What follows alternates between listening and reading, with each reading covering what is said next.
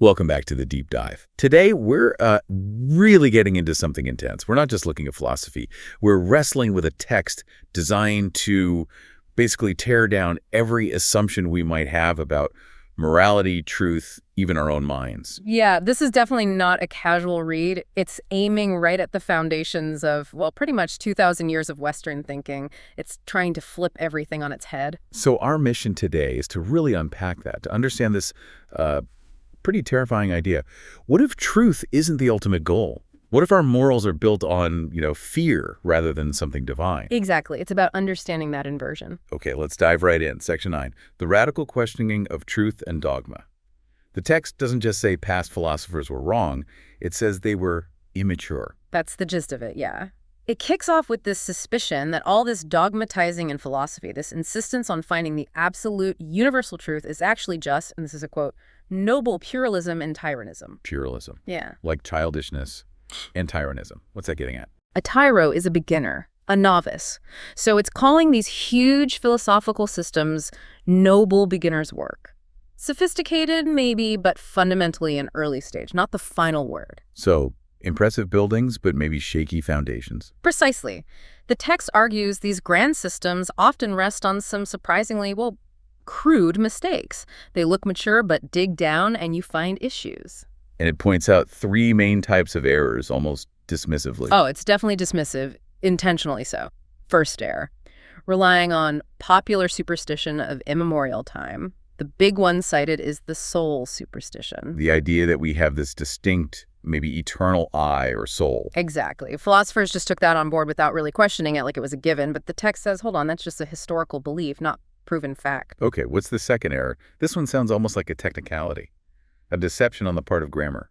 It sounds technical, but the implications are huge. Our language structure often demands a subject for an action. If there's thinking happening, grammar pushes us towards, I think. So we assume the I must exist because the sentence needs a subject. Right. We mistake a feature of our language for a feature of reality itself. Metaphysics then has to kind of justify this grammatical habit. And the third error, the audacious generalization of all too human facts. This is where a philosopher takes their own limited experience, their personal feelings, their moral biases, shaped by their specific time and place, and tries to blow it up into a universal law for everyone, everywhere, for all time. So it's less about discovering the universe and more about projecting yourself onto it. That's the argument. Your grand system is really just a very personal confession dressed up as objective truth. And the prime target for this kind of critique seems to be Plato. The text calls his big idea the worst, the most tiresome, and the most dangerous of errors hitherto. Why so harsh on Plato? Because Plato's invention of the pure spirit and the good in itself fundamentally flipped the script on what life is about. He claimed the real, perfect world is this abstract realm of forms. You can't see it, touch it, it's beyond our senses. Which automatically devalues, well, this world, the one we actually live in. Exactly. The messy, changing sensory world becomes secondary, maybe even an illusion or abstraction. And that inversion, that devaluation of lived experience, laid the groundwork for centuries of what the text sees as life-denying morality. If the real world is somewhere else, then our bodies, our instincts, our earthly lives become problems to overcome. Precisely. And that leads straight to the next claim. Christianity is basically Platonism for the people. Meaning it took Plato's abstract ideas and turned them into a moral code for the masses. Yeah, a system that rewards belief in the unseen spirit and often condemns the physical body and its desires. This radical flip, valuing the beyond over the here and now, is why the author sees it as so dangerous. It turned our values inside out. But there's a strange twist here. Mm-hmm. The text almost grudgingly admits that fighting against this Platonic Christian dominance created something valuable in Europe, a magnificent tension of soul. It's a fascinating paradox, isn't it? The idea is that for 2,000 years, European thinkers have been wrestling with this dogma, trying to make sense of it, refute it, contain it, all that intellectual struggle. It built up a kind of potential energy. Exactly, like a tensely strained bow. All that effort, all that tension has created a powerful intellectual force. And now, the text suggests, people like the free spirits can inherit that stored energy and aim it at completely new targets beyond dogma. The strength came from the struggle, not the submission. Okay, so we've inherited this bow. Where do we aim it? The next big challenge seems even more fundamental. questioning the value of the will to truth itself. Why do we even want truth? Because that desire for truth, that valuing of truth, is itself a value judgment. It's a moral choice we've rarely stopped to examine. We just assume truth is good, necessary, the ultimate goal. But the text forces a pause. Why should we value it? Right. And then it throws out the really provocative alternative. Right. Why not rather untruth and uncertainty, even ignorance? I mean, asking that question feels almost like philosophical self-destruction. It really does. It's questioning the very foundation of the whole enterprise. And this ties into the critique of metaphysics and its reliance on clear opposites. Yes. The fundamental belief of metaphysicians in the antitheses of values. They love these neat pairs. True, false, good devil, self-other. Their whole way of thinking depends on these sharp distinctions. As if they're totally separate, unrelated things. Exactly. But the text suggests maybe these clean divisions are just, superficial estimates, like looking at things from too close up. It calls them frog perspective. Frog perspectives. What's the image there? Think of a frog's view from the ground. Low, limited, narrow. You only see what's right in front of you. The metaphysician, stuck in these traditional categories, sees sharp opposites. But maybe from a higher viewpoint, you'd see they're actually connected, part of the same spectrum. Okay, so maybe good and evil aren't opposites, but related. That's the truly dangerous, perhaps the text explores. What if a higher value for life, for survival, for growth, should actually be assigned to things we normally condemn, like pretense, to the will, to delusion, to selfishness, and cupidity? That sounds completely backwards. How could delusion be valuable? Well, think about it. Can we really face raw, unfiltered reality all the time? Don't we need simplified views, maybe even a bit of self-deception, just to function, to act, to move forward? So these bad things might actually be necessary for life to even happen. It goes even further. Maybe the value of the good things like truthfulness or selflessness isn't inherent, but comes precisely from how they're tangled up with these evil opposite things. Maybe they're insidiously related, knotted and crocheted together. Like two sides of the same coin? Or maybe even the same thing. Perhaps even in being essentially identical with them. That's the most radical suggestion. If you try to completely purify the good by eliminating the evil, you might just kill the energy that makes the good valuable in the first place. They're intertwined. Wow, okay, that completely reframes morality. It's not a battle, it's a complex system. And if truth isn't absolute, and morality isn't straightforward, what does that mean for the people doing the philosophizing? It means the whole idea of the impartial philosopher coolly searching for truth with cold, pure, divinely indifferent dialectic just falls apart. So what are they then, if not truth seekers? The text calls them advocates. Advocates for their own prejudices, their own deepest desires, which they then try to pretty up and present as universal truths. So the philosophy isn't the result of logical deduction. It's the starting point is the desire. Exactly. It's the heart's desire abstracted and refined. The logic comes after, to justify what the philosopher already believes or needs to believe. Every great philosophy, therefore, is a kind of confession. An involuntary and unconscious autobiography. That's a powerful phrase. It really is. And the text gives us some pretty cutting examples. Let's take Kant. Right. Kant, pillar of reason. How is he an advocate? He's accused of tartuffery, like the famous stage hypocrite. The idea is that Kant used all his complex philosophical machinery, his critiques and categories, with a kind of subtle trickery to arrive at the conclusion he wanted all along, the categorical imperative. Wait, so the claim isn't that he discovered universal moral law through pure reason? The claim is he started with a traditional, maybe even conservative, moral belief that he cherished the absolute value of duty, let's say, and then he basically built his entire system backwards to give that belief an unshakable, rational foundation. So it was defending a conclusion, not discovering it. That's the accusation. He was a moralist first, a philosopher second, using reason to defend his pre-existing values. Okay. And what about Spinoza? The critique there is more about his style, his mathematical form. Yeah, the hocus pocus in mathematical form. The text suggests that Spinoza's rigid, axiomatic style wasn't about pure logic, but about masking something. It was a kind of armor. Armor for what? For his philosophy, and maybe for himself. By presenting his ideas in this intimidating, seemingly irrefutable mathematical way, he created a mail and mask. It protects a potentially vulnerable set of personal ideas and scares off potential critics. So the form itself was a reflection of his personality, his personal timidity and vulnerability. That's the interpretation offered, a sickly recluse using impersonal logic as a shield. It shows that even the style of philosophy can be autobiographical. So deep down, every great philosophy is personal. It's a confession. It's the decisive testimony as to who the philosopher is, what drives them, what values they prioritize. To understand a philosophy, the text insists you have to ask, what morality do they or does he aim at? Forget the abstract arguments for a moment. Look at the goal. There's absolutely nothing impersonal about it. If it's all personal, a confession aiming at a certain morality, how does that impulse interact with the world? It sounds like it becomes a form of command. We see this in the critique of the Stoics, right? They're live according to nature. Exactly. The Stoics preached living in harmony with nature, believing virtues like discipline and indifference to fortune were somehow natural laws. But the text challenges that view of nature itself. Dramatically. Yeah. It asks us to picture nature as it really is. Boundlessly extravagant, boundlessly indifferent, without purpose or consideration, without pity or justice. Basically chaotic and amoral. Which is the complete opposite of the Stoic ideal of order and rationality. Right. So if the Stoics were really living according to this chaotic nature, they'd be, well, chaotic. But the very act of living, of choosing, of valuing anything, the text argues, is inherently an act of valuing, preferring, being unjust, being limited, endeavoring to be different. So trying to live a disciplined life isn't following nature, it's imposing order on it. It's an act of tyranny against nature's indifference. The Stoic isn't obeying nature. They're trying to force nature and themselves to conform to their preferred image of order and reason.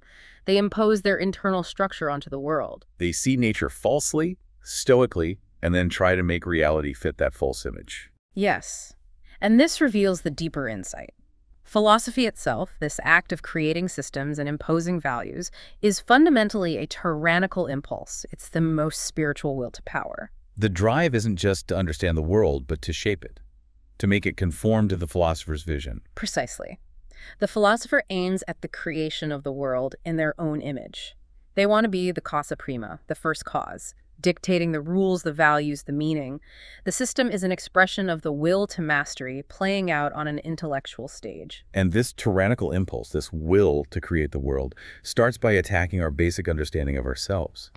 Which brings us to section 3 and the breakdown of fundamental concepts like I and will. Right. If philosophy is about imposing structure, it first needs to clear away the old structures, the old certainties. And the first target is the idea of immediate certainty. Things like I think or I will. We feel those are immediately true, right? We feel they are, but the text calls this belief a moral naivete. Concepts like absolute knowledge or knowing the thing in itself are dismissed as a contradictio in ejecto. A contradiction in terms. How so? Because claiming absolute knowledge implies knowing something completely without any perspective. But the very act of knowing is a perspective. You can't have perspective-less knowledge. It's like saying a round square. The term itself contains the impossibility. Okay, so I think. We already touched on the grammatical issue. Right, the superstition of logicians. Grammar demands a subject I for the verb think. We assume the I must be there first, doing the thinking. But what's the alternative view here? The text suggests that saying I think is already an interpretation based on comparing the state to others. It's not immediate. Maybe it's more accurate to say one thinks, acknowledging the impersonal nature of the process. But even one is just a convention. The key is to break free from assuming that thinking requires a pre-existing, solid I. Which connects back directly to demolishing the soul superstition. Absolutely. The text goes hard against soul atomism, the idea of the soul as the single, indivisible, eternal thing. That's called a dangerous error holding back science, especially psychology. So instead of a single soul atom, what should we think? We need new acceptations. We need to think about a mortal soul, a soul of subjective multiplicity, and, most importantly, the soul as social structure of the instincts and passions. Oh, social structure. Yeah. Inside us. Yes. The self isn't one thing. It's like a society, a community of different drives, instincts, and passions, all competing and cooperating with hierarchies and power struggles. Psychology's real job is to study this internal society. Wow. Okay, if the I is a complex society, what does that do to the idea of the will? We usually think of it as a single decision point. And that, the text says, is where popular prejudice hides in a single word and leads us astray. Willing isn't simple at all. It's incredibly complicated. So we need to break it down. What are the components? Three main things. First, there's a whole bunch of sensations. The feeling of the state you want to get away from, the feeling of the state you're aiming towards, plus all the accompanying muscular sensations, the feeling of effort, even before you act. It's very physical. Okay, sensations. What's next? Second, there's thinking.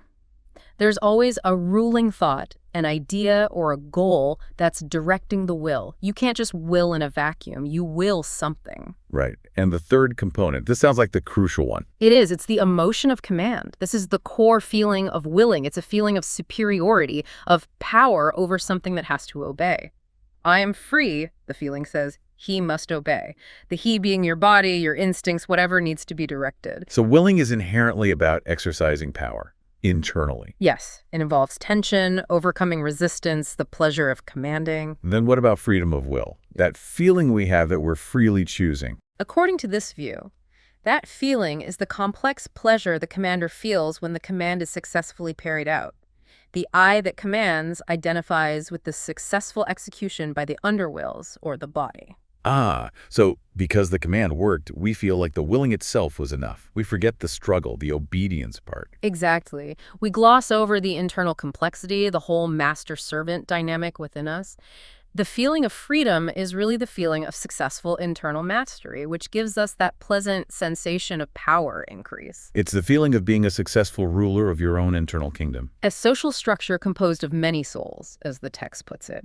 Freedom is just the feeling of that structure running efficiently under your command. This completely changes the debate about free will versus determinism. The text seems to dismiss both. It talks about the desire to be causa sui. Right, causa sui is self-caused. The ultimate ego fantasy, to be the absolute origin of your own actions, completely responsible, owing nothing to anything before you. The text calls this the best self-contradiction ever invented. Nothing can cause itself. It's logically impossible. So if free will, in that ultimate sense, is out, what about non-free will or determinism? That's dismissed as mythology, too. Both ideas, free will and non-free will, rely on a crude and materialistic view of cause and effect. Like billiard balls hitting each other. Exactly. The text warns against materializing these concepts. We should stop thinking of cause, effect, necessity, law as real things out there in the world. So what are they then? They're conventional fictions, useful labels, pure conceptions we use for designation, for talking to each other, for understanding things in a simplified way. They are not explanations of how things really are in themselves. We invented these tools, and then we started believing the tools were the reality. Yes, we act mythologically when we do that. There's no objective causality or law embedded in the fabric of being. There's just our interpretation. So if free will and non-free will are both unhelpful myths based on bad metaphysics, what's left? How do we talk about human action? It becomes much simpler, maybe more brutal. In reality, the text suggests it's just a matter of strong and weak wills. A strong will being one that successfully commands its internal social structure. Right. It imposes order, creates structure, achieves its goals. The weak will is the one that fails, that can't marshal its internal forces.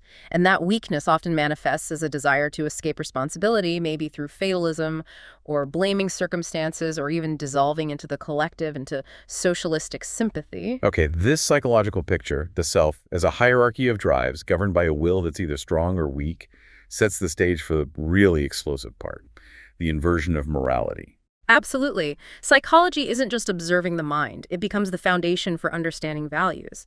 It's declared the morphology and development doctrine of the will to power. Everything flows from that. Morphology, like the study of form and structure. Yes. Psychology should study the forms and the development of this fundamental drive, the will to power. And if you take that seriously, you have to reevaluate everything, even the impulses we call bad, like hatred, envy, greed, the desire to dominate. Those become necessary. How? They have to be seen as life conditioning emotions. If life is will to power, the drive to grow, overcome, assert itself, then these negative emotions are part of the engine. Hatred defines boundaries, envy can spur achievement, dominance creates hierarchies needed for complex action. You can't just cut them out without weakening life itself. That's a tough perspective to swallow. It means we have to sail right over morality, as the text says. Which leads to that stark aphorism. There is no such thing as moral phenomena, but only a moral interpretation of phenomena. Morality isn't in the events, it's the meaning we impose on them. But wait, doesn't the text also say that morality, even as a tyranny against nature, has been necessary? Yes, that's the paradox. This long period of moral constraint, of forcing humanity into specific channels, was actually essential for developing higher capacities. It enforced long obedience in the same direction. Like training wheels, or like discipline for an artist. Exactly. Think of the centuries of rigorous logical training or religious discipline or artistic rules. This tyranny is what gave the European spirit its strength, its depth, its flexibility. It was a necessary, if sometimes brutal, education that created things like virtue, art, science, reason. You needed the long constraint to build the capacity for freedom. So constraint is needed for greatness. But what about the collective, the majority? The text talks about a moral imperative of nature for the group. Yes, a harsh imperative. Thou must obey someone, and for a long time, otherwise thou wilt come to grief. This applies to nations, to mankind as a whole. Order and obedience are necessary for collective survival. But the kind of order and morality dominant in modern Europe is described very negatively as herding animal morality. Right. This is morality driven primarily by the instinct of the herd. Fear of danger, desire for safety, comfort, and predictability.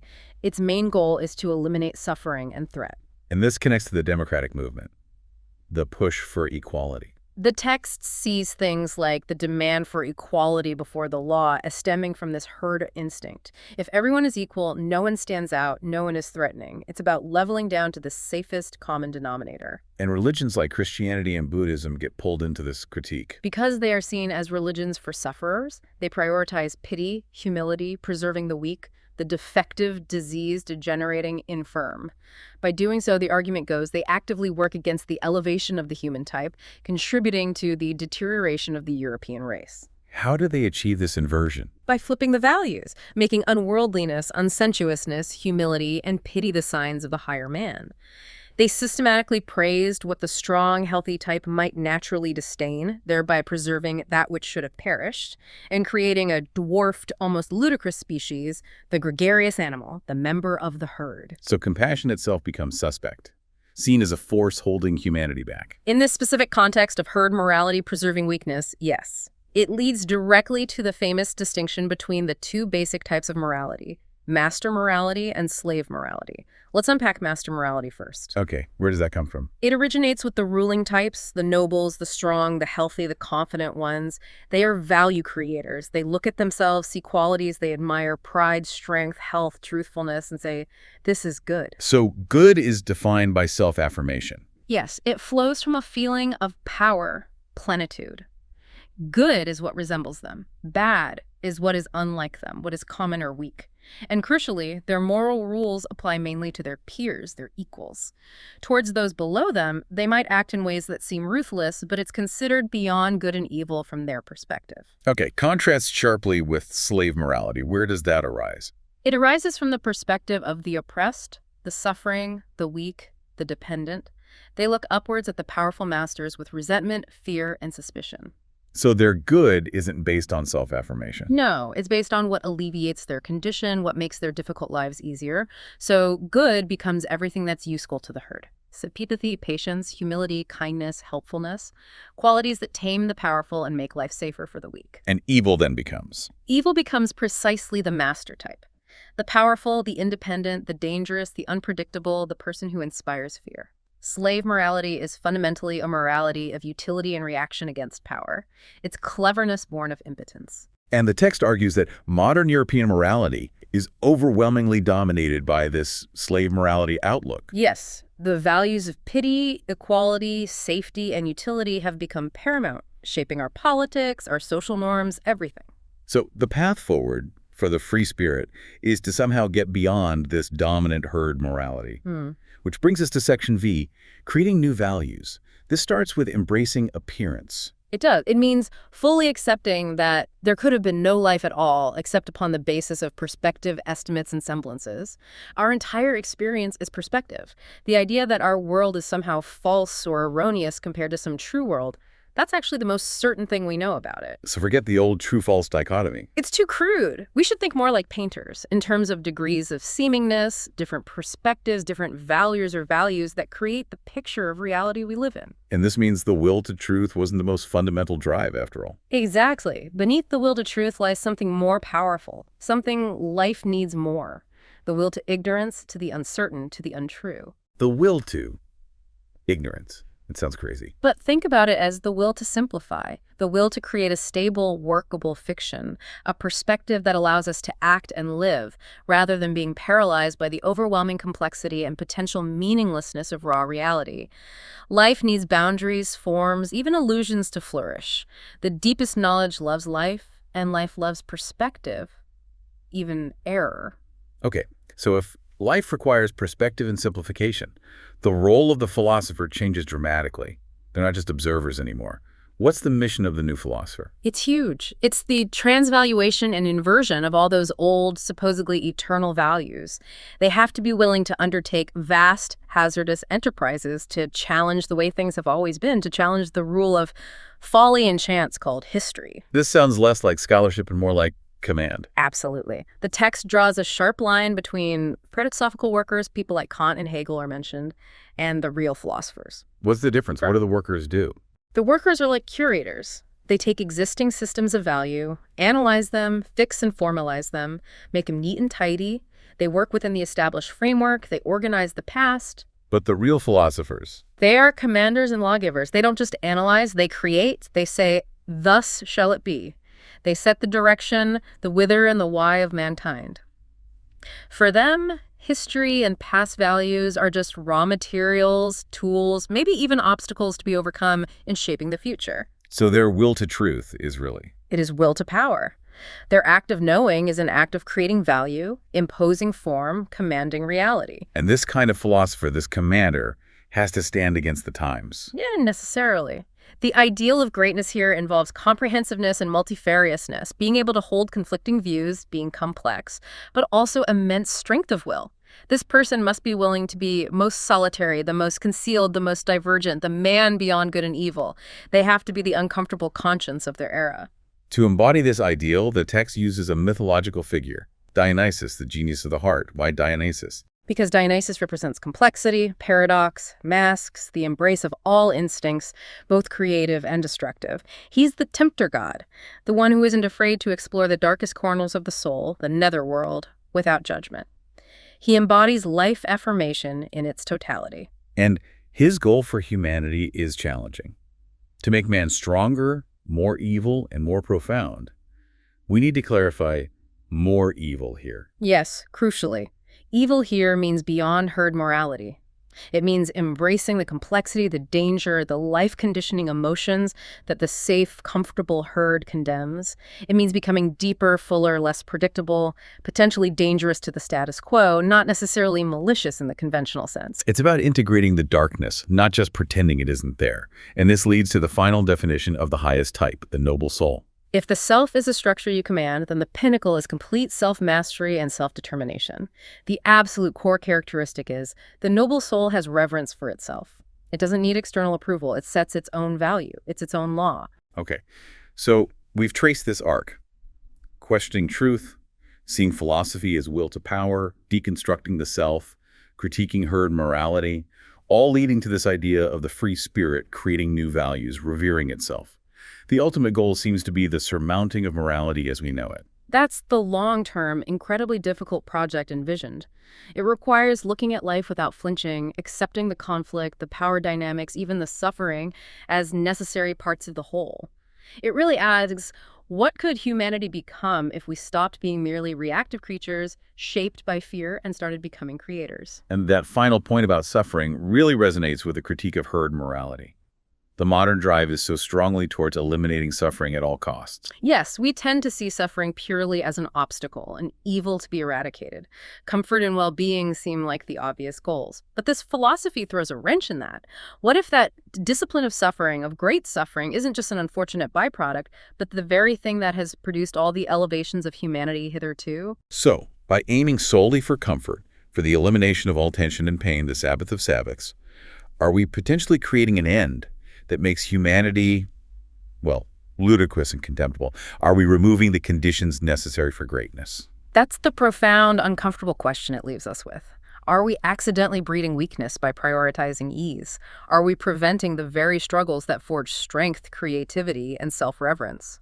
Perhaps the ultimate irony is that the highest forms of creation, the highest expressions of the self, require traversing that dangerous territory beyond conventional good and evil. As the text says, what is done out of love always takes place beyond good and evil. Definitely something for you, the listener, to chew on.